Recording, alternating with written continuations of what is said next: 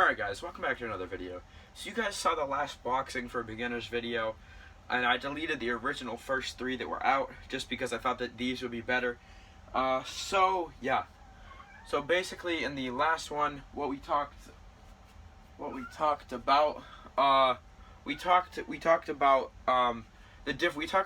to get into footwork. We started to talk about, like, what if somebody was gonna punch, what if somebody was gonna like do a step in jab like that? If somebody was gonna go like that and jab, how would you react? And we talked about how you would pivot out of the way like this, or, well, you'd pivot out of the way like that, because obviously, if I'm fighting with my right side like I normally do, like this, the other person is going to have to punch at my left shoulder to kind of get me off balance and everything. But this is how you don't get off balance, and we talked about this in the last video if you guys remember. So what you do is you turn like that. So you plant your right foot, and this is just going over all this stuff that we went over a couple of days ago when that video came out.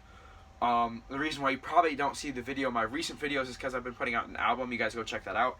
But you guys can scroll down and find it. It's called Boxing for Beginners. But anyway, the way we talked about recently, how you do it is you plant your right foot down, okay? And once you plant your right foot down, you're like this, you plant your right foot down, and then you pivot out of the way so they aren't there. So they aren't gonna hit you, and you aren't gonna fall over, and you aren't gonna come unbalanced. Because the shots that make you, in my experience, the shots that people have thrown to me that have caught me off balance have always been to the shoulders. Because once I get hit in the shoulder, I can either fall back, I can go like this, and once I get hit in the shoulder, my hands can't be up anymore, so I can't defend myself. So this is what's gonna happen. Shoulder punches are very crucial. You guys see Michael versus Gabriel. You guys see me and Alex boxing in this very spot. Every time I'd throw a shoulder punch, it would usually rock them, or it would usually keep them off balance. So that's why that's so important. So you guys pivot out of the way, okay? And they'll be facing you now, because they're gonna face you. So you'll be able to be like this. You'll be able to be like. So if they were like this, you'd be able to be like this, and you would be able to face them. So since you'd be able to face them, you're gonna have a direct shot at their face, because they're still turning around just like you were. So now that they're still turning around like you are, you have a clear shot. So you can throw an uppercut. You can throw a right hand over. I called an uppercut a hook. Sorry. You can throw a hook. You can throw an uppercut. You can throw an overhand right. You can even throw a jab or a jab cross. You can go jab cross. So you can get that out.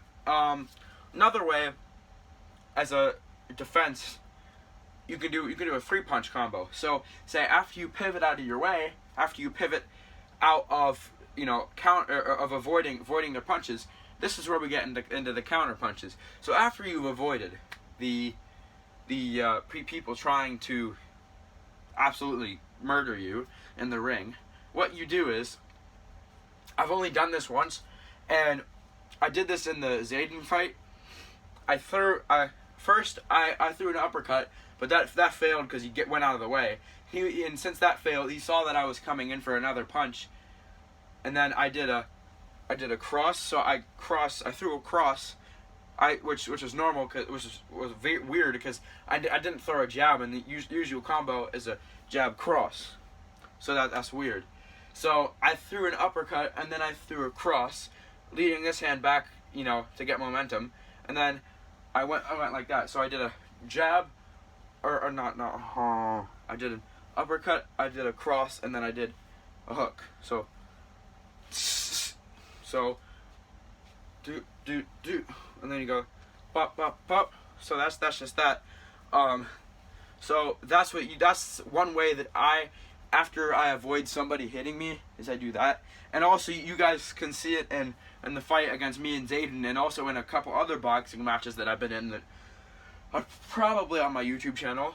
Sometimes I like to, I'm backing up, okay? and the person is gonna throw a jab to my chest and cause and you know, maybe throw a hook to my stomach, or you know, just bend down and punch like that to like my liver or something. I don't know why you do that anyway, because then just leaving your face expanded. See, we're learning here when I'm talking about this. So what I would do is I would go like this. I would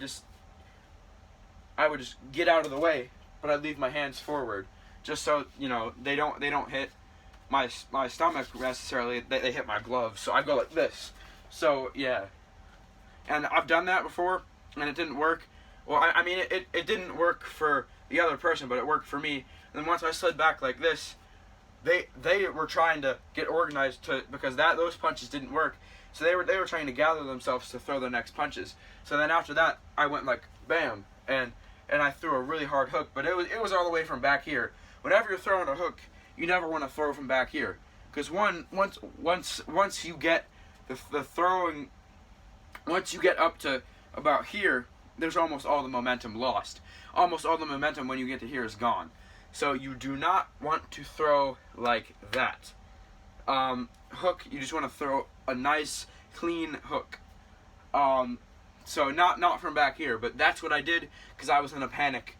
You know, I can talk about all I want about how the perfect way to do stuff, but it's like sometimes I just don't realize how I'm not doing those. I don't know if you guys understand what I'm saying, but yeah. So you throw a hook, not all the way from back here, because you're not going to get any power. You guys may think that this is power, but it's unorganized. But then this is power. This is actually power. That's power. So once you hit him with a uppercut, or not, why do I keep calling nobody's gonna take my advice if I keep calling a hook an uppercut. Once you throw the hook, then you can go for a hook cross. So once you've already thrown the hook, you can wait a couple seconds and throw the cross to just let them know that you're still there, because they're most likely gonna try and regain back their form and everything, and you can just deny them from that. You can deny them from getting back into the match and winning the match. So after you've thrown your hook, you can go hook cross. So after you've thrown your hook, you can go with that cross, hook cross, and you got to make a sharp pivot like this.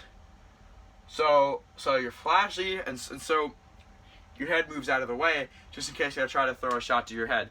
And so it's a lot harder for you to get hit by them. So you go. So what we've talked about already was the pivot.